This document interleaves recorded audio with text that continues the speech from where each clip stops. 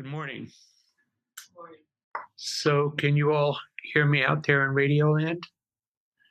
And can you all hear me back out here in Zendo Land? Good. And they're not feeding back off each other. Well, it's a beautiful day outside. Maybe the heat wave is broken. Uh, and we are on the second day of our 3-day sesshin, and we're involved in an experiment. The experiment is a kind of hybrid sesshin where there's a small group of people, of the residents, who are sitting in the zendo, and there's a larger group of you sitting outside around, and everything that we do, we have to figure out, what happens now? Does Mary Beth ring the bells? Does Lori ring the bells? It's it all has to be thought about with patience and composure, and I think everybody is really doing their best at that. We've been having a good sesshin. My topic for today, I already spoke about the three treasures or the three jewels earlier in the practice period. These are also known as the three refuges. The refuge being Buddha, Dharma, and Sangha. And I'd like to come back, circle around again today, and speak about the Sangha jewel. But first, what I want to acknowledge is that today is Juneteenth. This is the first recognition as a federal holiday of a celebration that has taken place largely in the African American community since 1865. So that's 156 years, is that right? So it was amazing how quickly and with surprising widespread support in the Congress, who I often don't expect that to be the case, but it all went through with rapidity this week through the House of Representatives and the Senate, and then got to Biden's desk, and then it was law. And that, I just felt very encouraged by that. So the holiday itself, if you're not familiar with where it comes from, it celebrates the emancipation of former enslaved African people in the United States, and particularly it references a declaration that was made by General Gordon Granger on June 19th, 1865. He made this in Galveston, Texas. This is 2 months after the Civil War had ended, but the reach of the federal government was to a place as distant as Texas was not so strong. And so enforcement of the Emancipation Proclamation, which had taken place 2 years before, was rather weak. And he proclaimed the end of slavery in Texas. And the celebrations began the following year.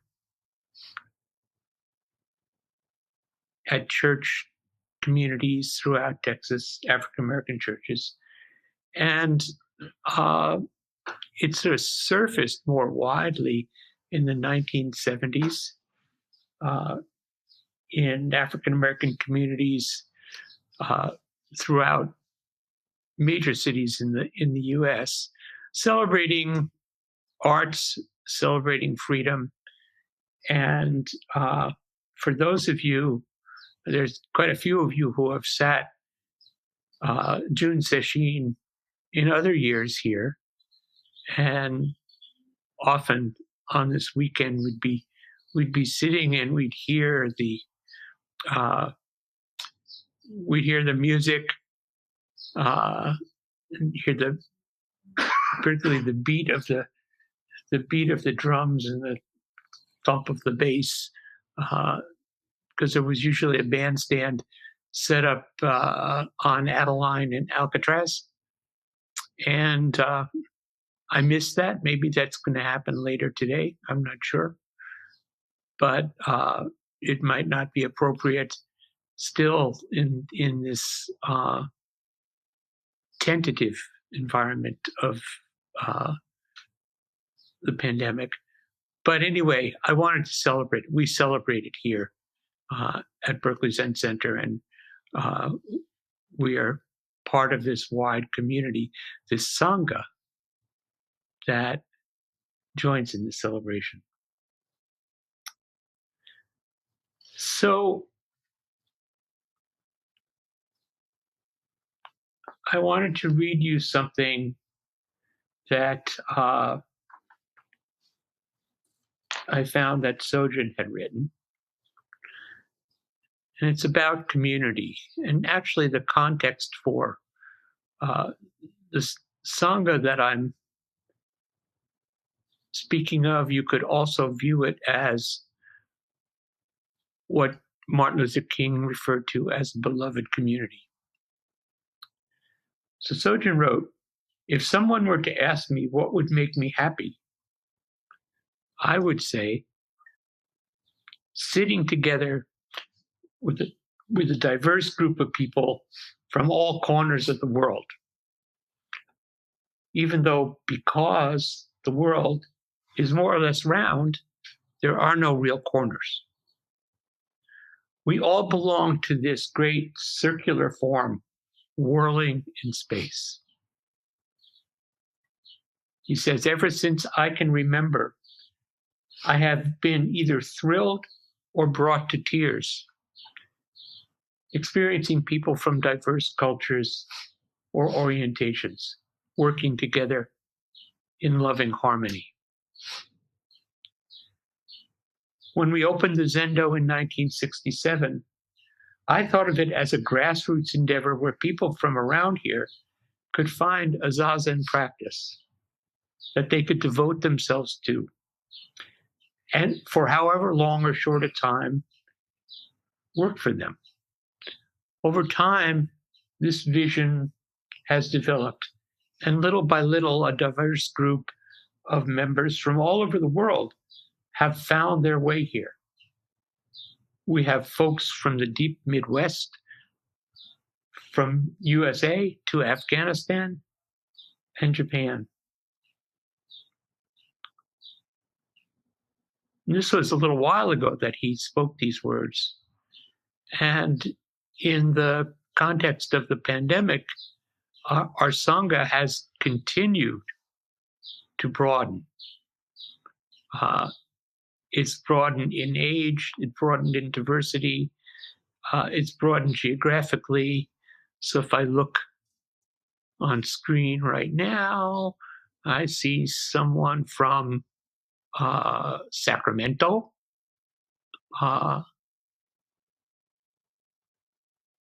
I see someone from Los Angeles. I see someone from Santa Cruz. I see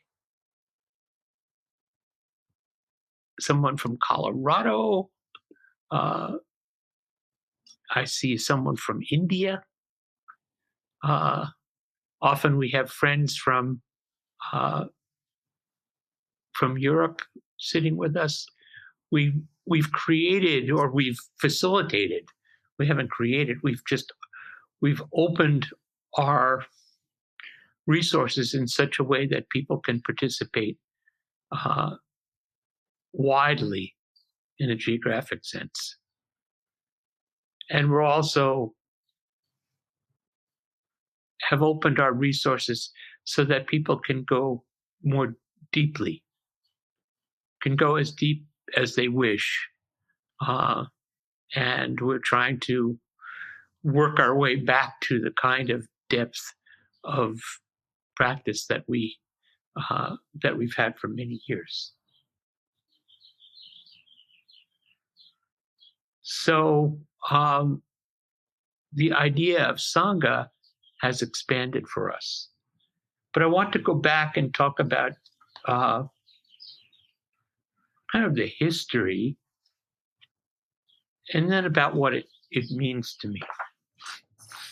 And then maybe have some time for you to talk about what it means to you.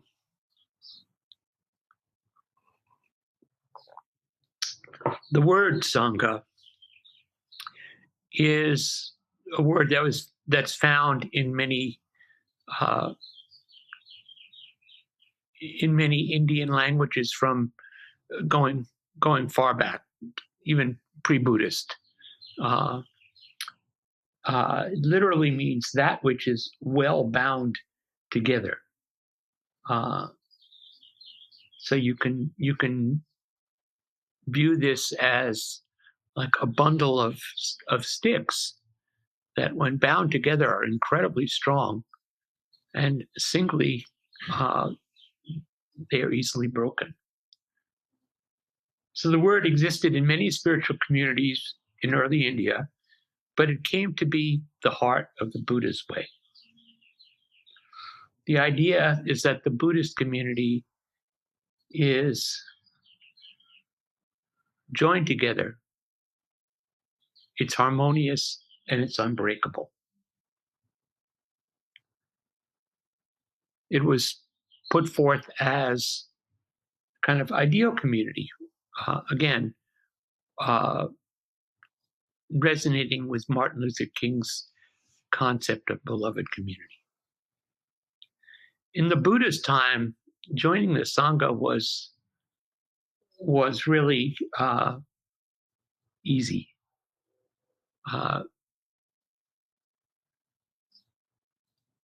People met the Buddha, and if they wanted to become a bhikkhu or a bhikkhuni or a lay follower, he would just say, come forward. And that was it. That's all the ritual that there was initially.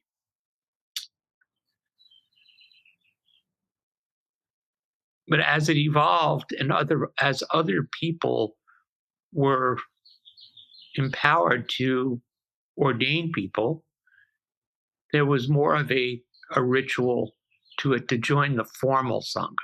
So that's one of the definitions, one of the ways of looking at Sangha is to look at it in that sort of historical, formal sense. And so you had technically a Sangha of monks and a Sangha of nuns. They were the part of the Sangha that also included what's called the Arya Sangha, which is the Sangha of enlightened ones, of arhats, of everyone who was on the path. And there were 4 stages in the path, seen as in the path to enlightenment. And if you were on the path, you were seen as part of the Arya Sangha.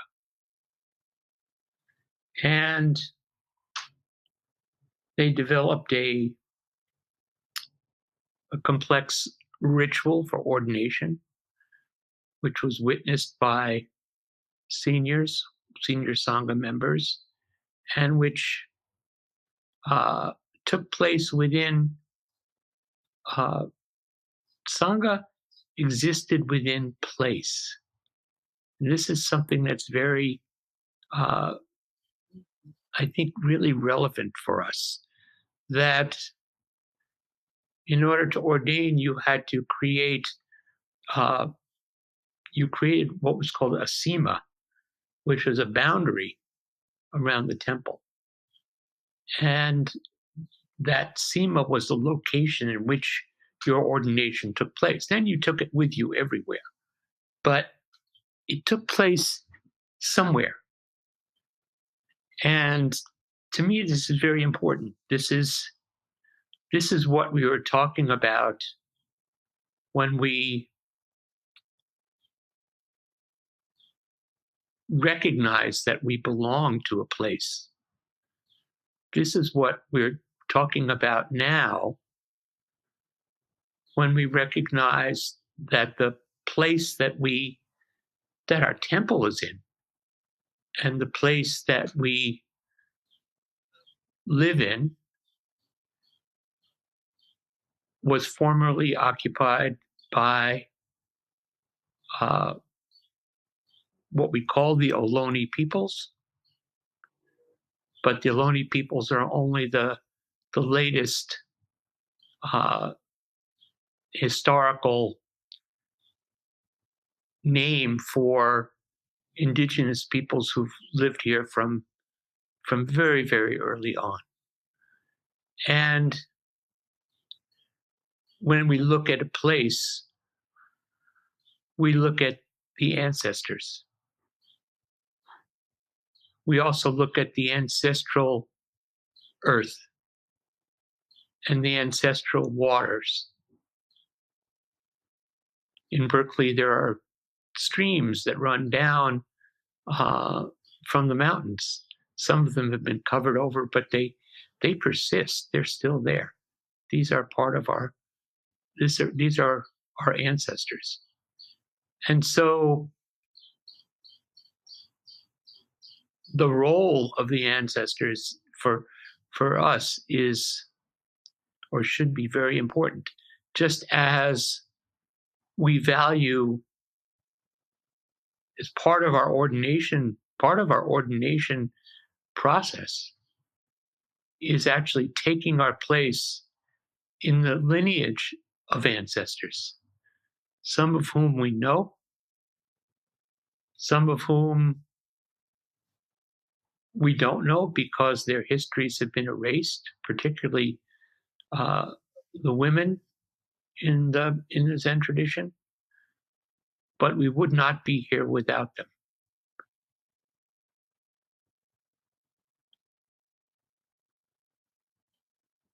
We owe a debt to the people who took care of this land for thousands of years. They did not willingly or freely give us this land. It was taken from them, usually against their will. In the same way that the laborers that built this country, which is also part of our extended Sangha, were taken from peoples who were stolen from their own lands and who have never forgotten their lands. So this fits, I think, with a wider definition of Sangha. The way I feel like I've come to learn it, and probably many of you have come to learn it, is in a Mahayana sense, Sangha was extended to the community of all practitioners. And in more recent times, we talk about the Sangha of all beings. And I think in a lot of East Asian Buddhism, those beings include sentient and insentient. They include the rocks and mountains and streams and oceans and pastures and forests. All of that is part of our Mahasangha that we are responsible to. So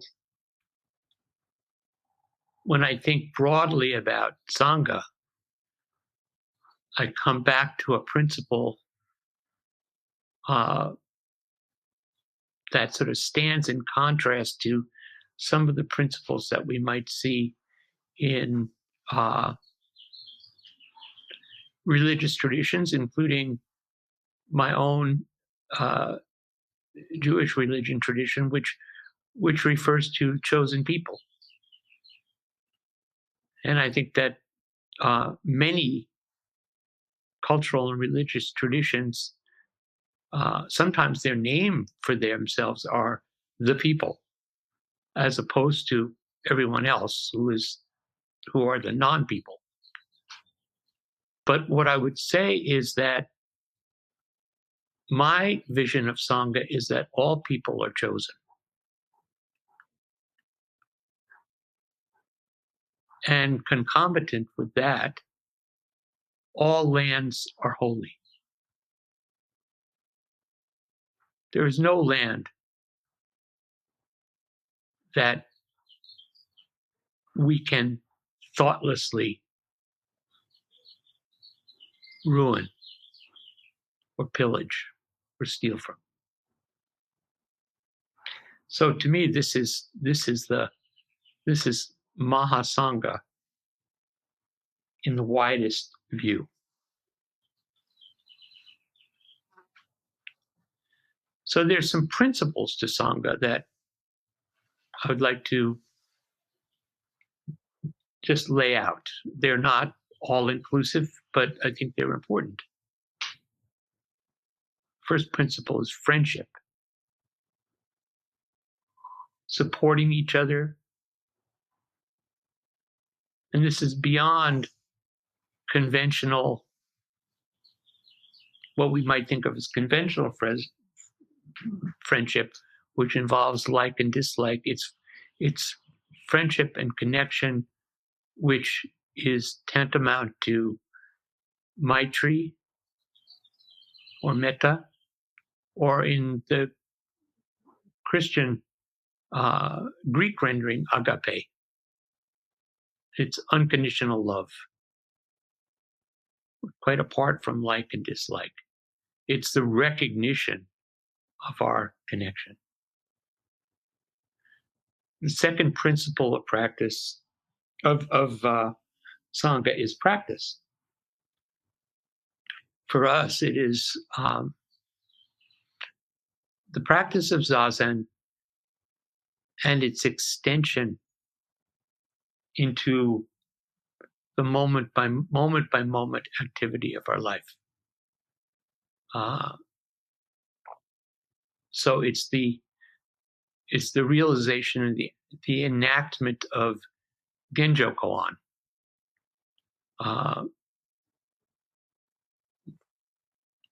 Really the inquiry and question that we raise in our moment-to-moment life. And Zazen is our way of, we explore that, we ground ourselves in it so that we can actually carry that forward in a continuous way.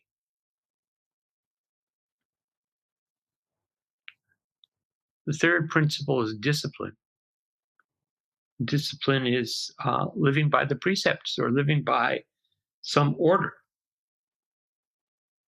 It's allowing ourselves to train.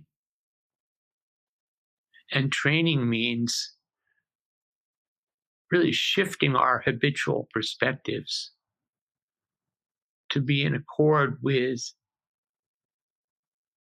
right relationship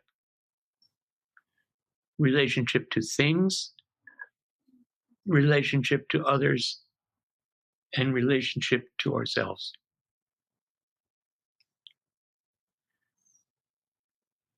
Fourth principle is democracy.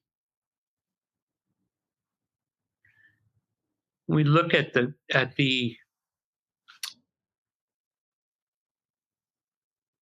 this context of which the Buddha was raised. He was raised in this North Indian Federation that was highly democratic.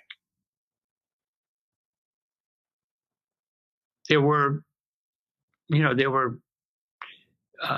certainly rulers or kings, but decisions were arrived at in council with each other. And that, of course, was the model that he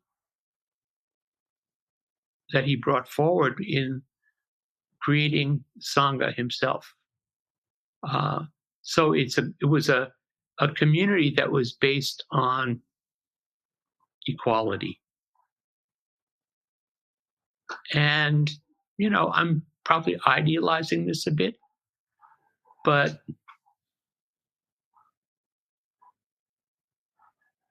there are many examples within the Pali text and within the Vinaya text, within the suttas and within Vinaya, that talk about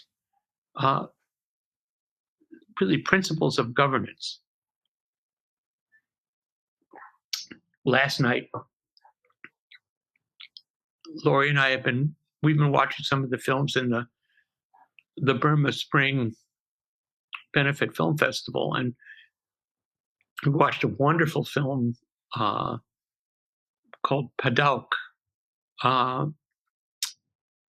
about, it's basically a film about the unfolding of the present coup in Burma and the resistance to it, and the great yearning. It's being led by young people, and the great yearning is for democracy, and not for sham democracy. And it's incredibly moving to see in this documentary how you see young people who at last are seeing through the propaganda that they had been barraged from the military for years, about other ethnic groups, about the Muslims, about the Rohingyas, and seeing how they bought this and saying, no more. If we're going to be a country, it has to be based on democracy, and it has to be based on respect for all people. That applies right here. That applies in the Zendo, in the community.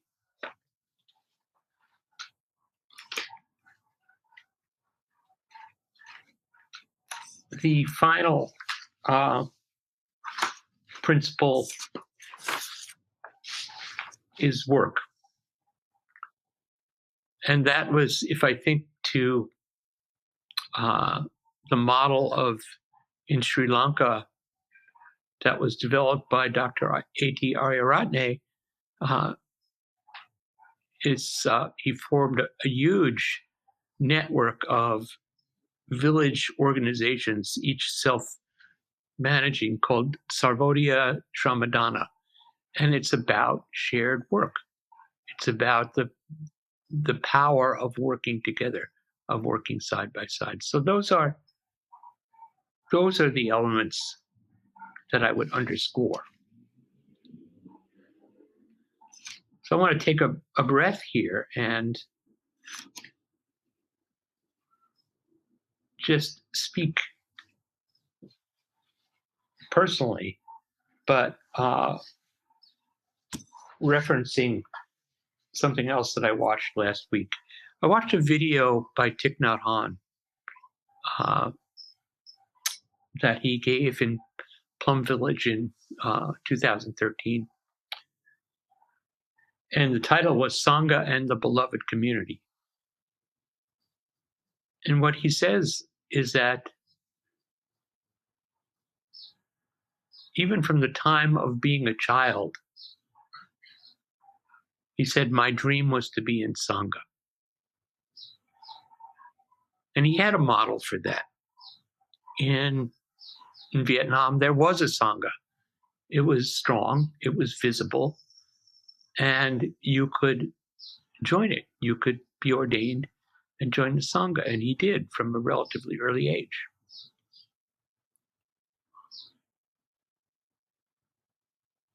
What I feel myself is that from very, very early days, I wanted to be in Sangha, although I had no name for it. And frankly, no model that I could see. So I remember the very day that we began the uprising at Columbia University in 1968. That day, a group of us had been meeting over lunch in the cafeteria, which was called the Lion's Den. And we were sitting around a table, and we had no idea this was not planned. This was not going to happen. This wasn't something in anyone's mind. But we were sitting around the table thinking, how would we like to live in the future? How could we develop communities where we could grow and learn and flourish and support each other in the widest way? And then fate comes knocking on the door. And a day later, I found myself living in the president of the university's office for a week with 100 people. And so this is not quite what we had in mind, but it's what we were given. And it was not fun, but it was alive. And those friendships persist to today. Actually, we're having a little gathering of people from my building that we occupied 2 weeks from now. Some people were out here. And from there, I've lived we created a printing collective, a communal living situation in San Francisco, where we worked and lived together. I've been in bands that have lived together. So there's a community and feel in community with a Sangha of like-minded musician friends around the world, and various other iterations. And then I came here. And when I came here, I think what immediately drew me was this sense of community and the sense, as I've said and other people have said, of immediately recognizing that I had come home. And then, of course, asking myself, how could I know that? Well, let's test it. So I've been testing it for 37 years. I think it's home, But the reason that I felt that way was just to be around the people who were there then. The only one that I see, so Ron was one, and Peter Overton was one.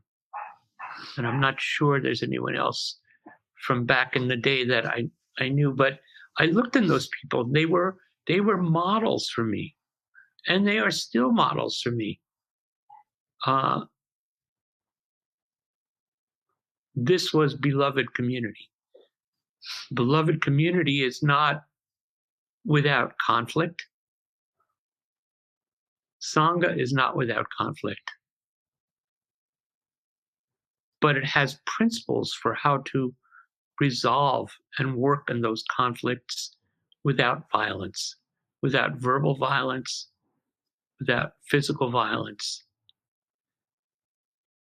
And now we're expanding. We're also looking, how do we conduct, how do we have Sangha without doing violence to history, without doing violence to the memories of what took place in this land?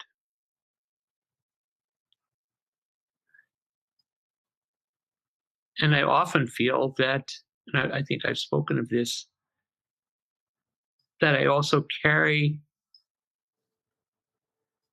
a sense of community forward from the threads of my birth and my heritage. And they converge in me, just as all the traditions of your lives converge in you. And this is, I think, what Sojun was talking about. It just moved him greatly to recognize that people of so many different backgrounds had arrived at this practice. And they didn't shuck that background. They didn't dump it in the, kind of the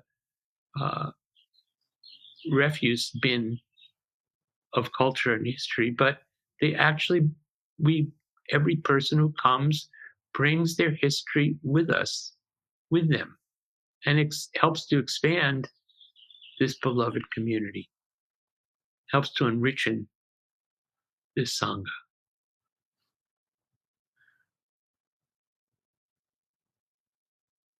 So I've longed for this all my life. And there are probably some psychological reasons why that's the case. But I feel so happy to have arrived at this, and so grateful to be doing this with you. So many of us know each other so well, and we will know each other better. And we will know each other through our joys and our victories and our losses and our departures.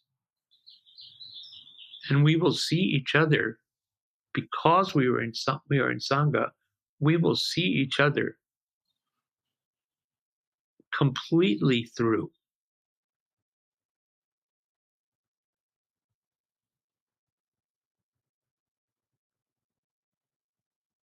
This is what Sojun asked Suzuki Roshi, what is nirvana? And Suzuki Roshi said, seeing one thing through to the end. We see our life through to the end. We see our life in Sangha through to the end for ourselves, but also for every member here. And so we constantly weaving that fabric. And there's always an edge to it. It's an edge which we expand the fabric. So I'm going to stop here and allow for questions. If there are questions from inside the Zendo, people here can raise your hands too, and I will repeat your question in case it can't be heard. So we're open for the moment. Okay, so Hozan will ask people in the Zendo, anyone who online wants to, please raise your digital hand and I'll call on you, or you can also put something in the chat box. It looks like Judy has her hand up. Judy, do you want to ask your question? Thanks, Maribeth. Hi, Hozan. Hi, everybody. Hozan, I'm grateful for your talk and the themes, and also the invitation to explore. First of all, can you hear me okay? Sure. Okay. to explore the edge. And the edge that I want to explore is Can you hear? Yes. Go ahead. is what happens when we see things a little differently, and say you as the speaker have a certain intention, and I as the listener feel a certain impact, which happened for me this morning, that I felt a real sting in my heart when I heard you reference the chosen people, referring to the Jewish, the phrase in Hebrew, from, and that all people are chosen, and your experience of that, as I heard you, is not inclusive, contrasted with then you were speaking a few minutes later and talking about the Christian principle of agape as aligned with Buddhist principle or practice of metta. So I'm working hard as I'm listening to you to stay in the room, to stay present. And what came up for me was really the edge of I and we. So I as an individual, and also we, some of us might feel that we belong to different groups or multiple religious traditions, like myself, Jewish and Buddhist, or peoples, ancestry, all this kind of stuff. And all of it shows up in the embodiment. So I'm wondering, in this sense of respect for all peoples and really practicing together, how do you see that way of how do we meet and really having a difference that actually, it lands in the body, but to stay present and to be able to speak, as I'm trying to do right now, and trusting that you're hearing and the Sangha body is participating in this, to be able to really connect from these deep places, which have an edge of not knowing, not assuming, either way. How do we do that? Because it seems to me when I think about home and the whole sense of belonging, there's a certain pain to that. What's the edge of belonging? If it's going to be all people, then how do I leave room for I don't know?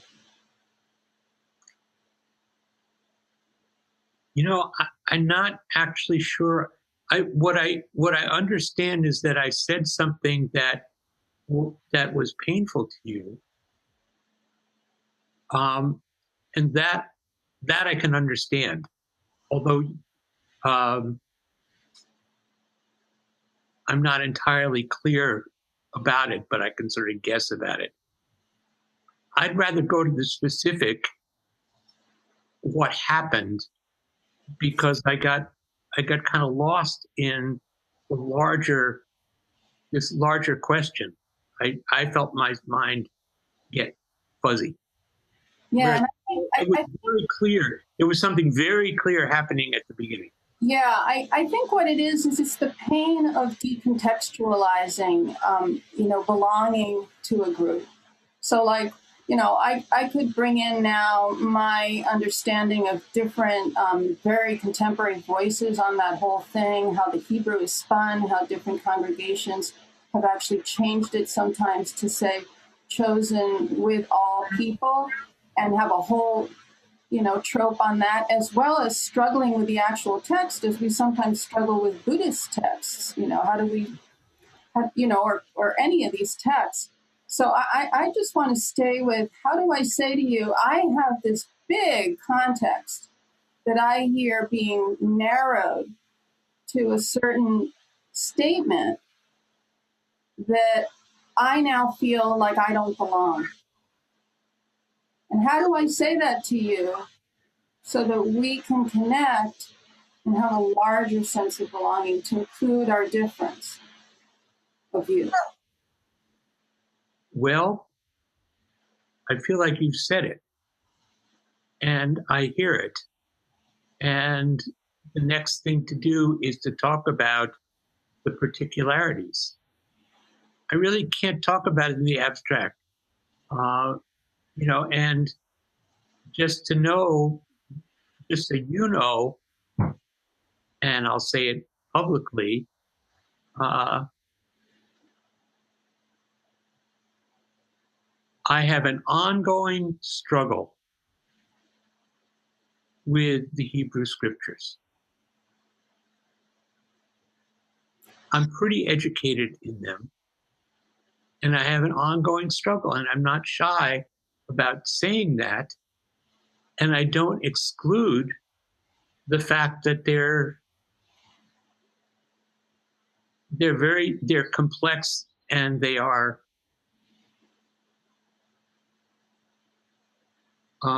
very rich.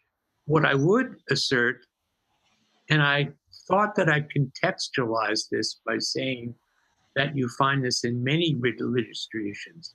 I was citing a particular one that grew out of my own experience. But the fact of the matter is that much of the trouble that we have in the world is because people identify themselves as the chosen people.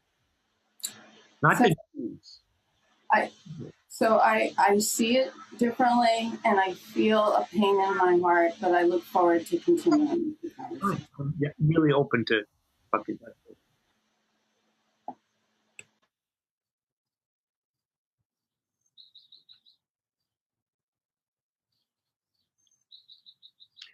Shalema, would you like to ask your question?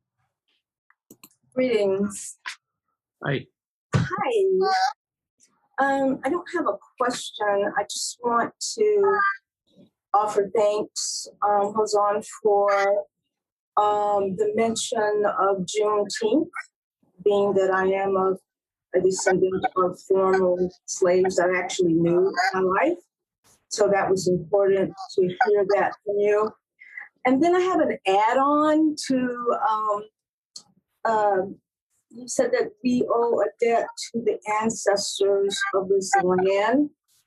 In my opinion, which doesn't really mean a whole lot sometimes, I think we owe many debts Yes. To the ancestors of this land. And then lastly, growing up in the South in the 50s, I didn't hear the word Sangha, but community was definitely one thing that was alive and well in a very poor place. And I think we see that today where Georgia has politically has moved, a lot of the counties has moved from a red state, and Georgia is conservatively Republican, to a more blue state. And then lastly, I just want to, and I think this might tie it into Dana, or is it Donna? Dana. Dana. So I had the pleasure of actually working with an elder who grew up in Natchez, Mississippi.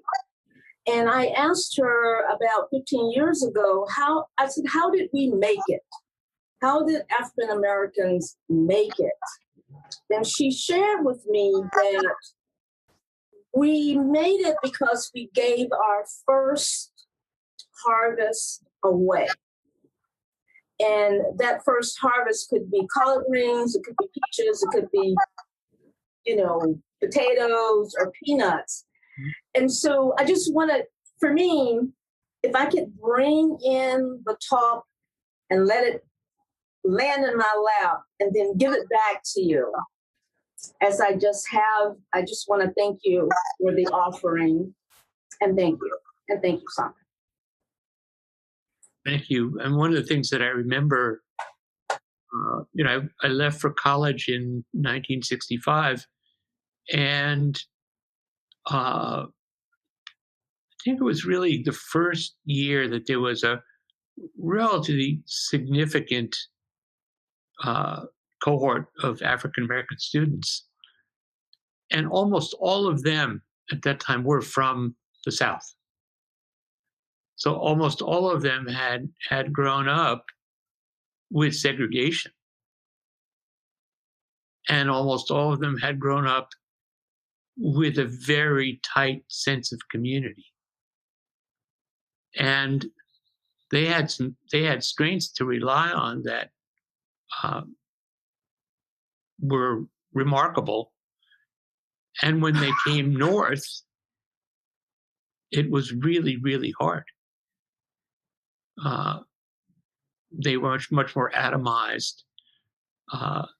That community wasn't as available to them. And just through us, they had grown. But what struck me, what I learned from them, but I didn't learn it for 40 years. When we took over the buildings at Columbia, first building was taken over by the African American students. And then SDS, mostly white, poured in, and they had a respectful relationship with the African American students. But after about 18 hours, the African American students asked the white SDS people to leave. And they said, please go take your own building. And part of that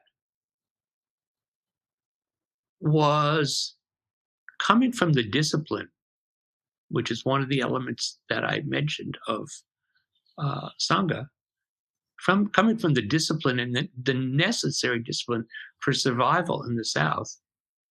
The African American students were highly organized, and they took care of their space. They didn't go writing graffiti all over the walls or trashing the building or anything like that. They were respectful of the space that they were in. And in many ways, we were not.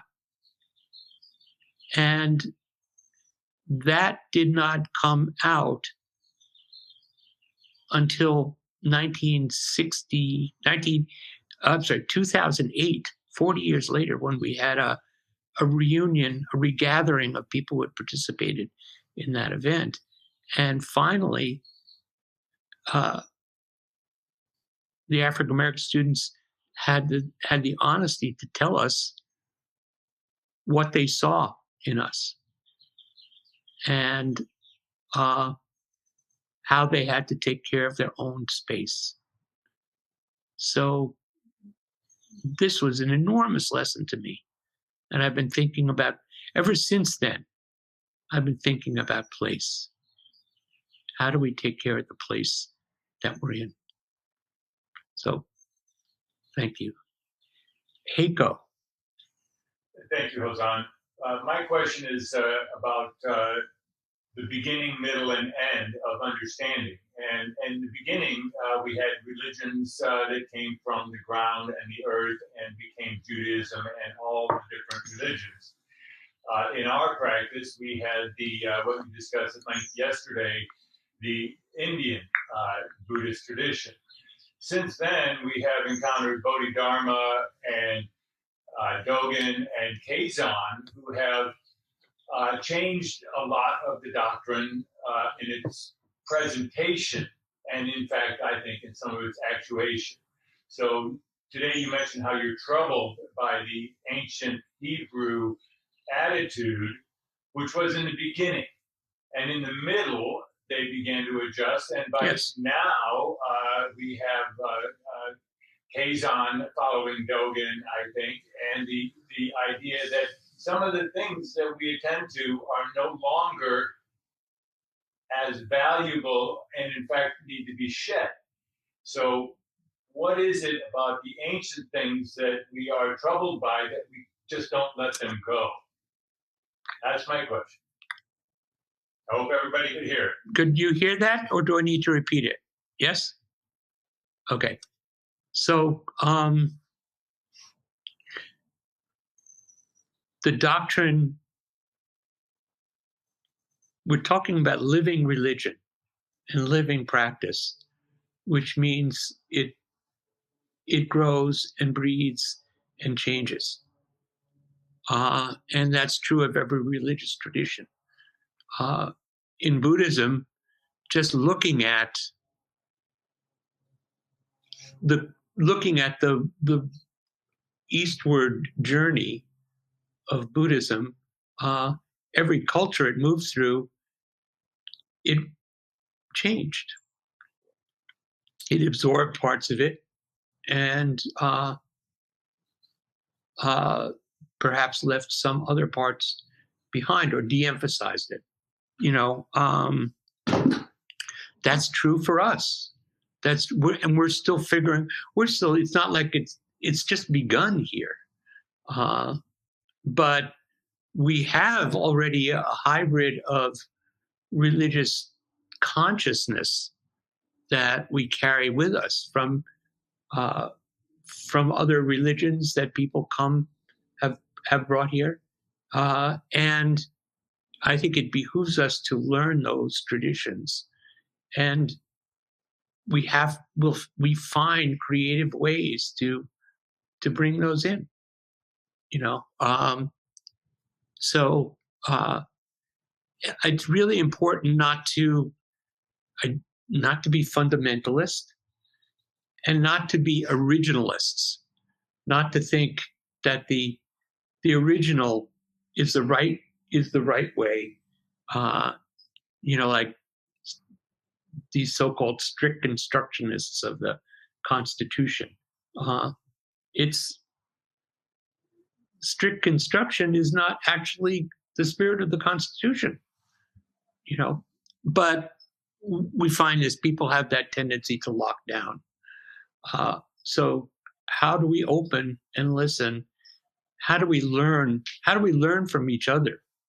How do we learn from each other's traditions and find the ways that they resonate with core principles that we have inherited in Buddhism, but that those principles are breathing as well? Would you say that's forgiveness, facing truth and forgiveness, letting go and dropping, or something else? I don't exactly know how to apply those words. I'm not sure who we would be forgiving, and I'm not sure what you're referring to us forgiving. Well, if I could say so, I would say forgiving that we are attached to the ideas that are no longer presently active or worthy. That's the forgiveness, and we get those from ancestors, but we don't always get them from older. We can get them anywhere. No, you can get them now. Yeah. More to me accepting than forgiving. Forgiving opens a big door for me.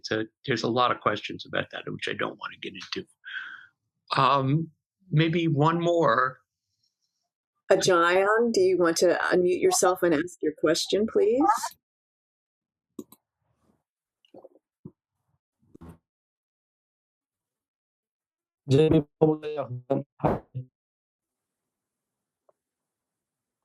Am I audible?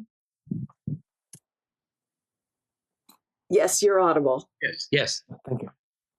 Yeah, Hozan, you have a talk about the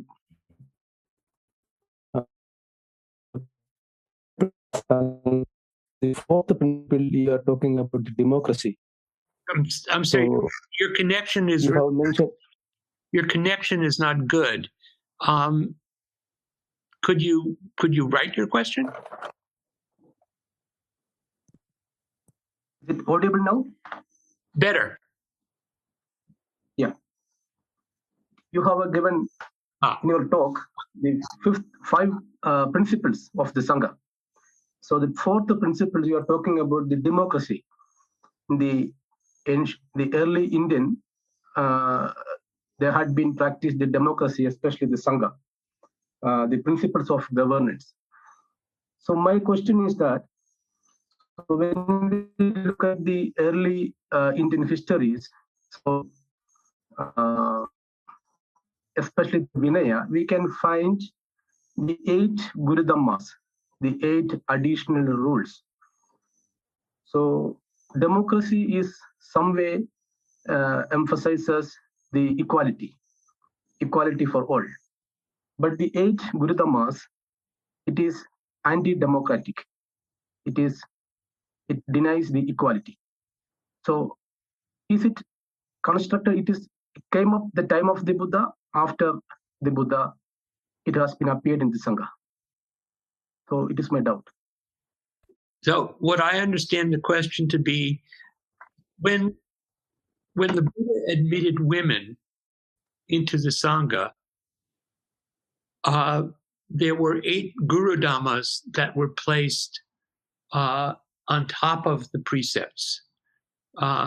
And they basically mandated, they were the mandates of male supremacy, basically, correct? And, you know, how does that square with democracy?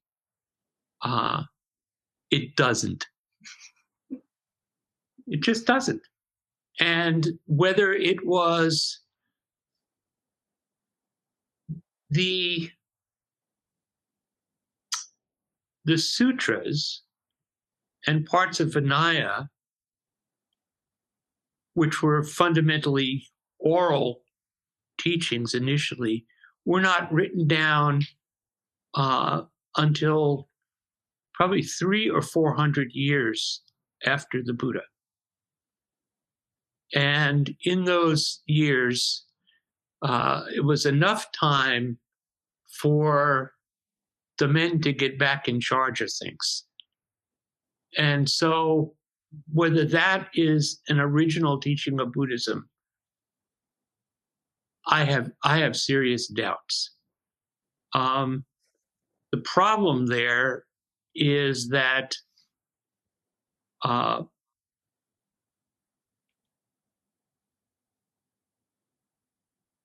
Vinaya became concretized. The sutras became concretized. And we don't have, there are no, scholars do not have very good ways of discerning the layers of composition, when something was written. And I think that, in all cases, in India, in the United States, we have principles of democracy. Some of them are quite beautiful, but we don't live them.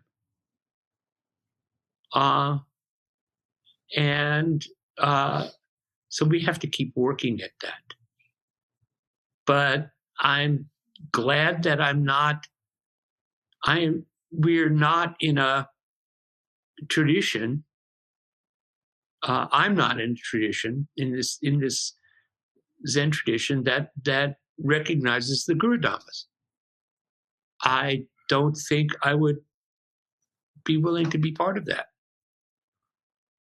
And there are some radical Theravada monks who are really challenging that.